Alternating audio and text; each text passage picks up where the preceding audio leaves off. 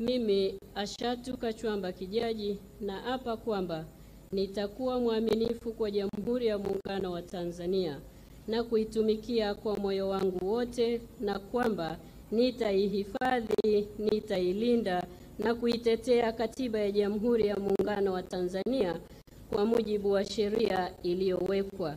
Ewe Mwenyezi Mungu nisaidie.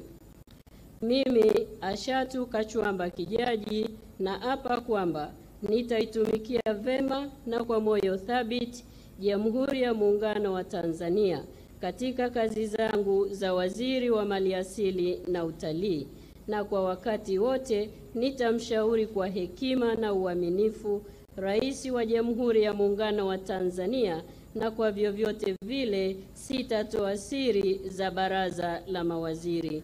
Ewe Mwenyezi Mungu nisaidie.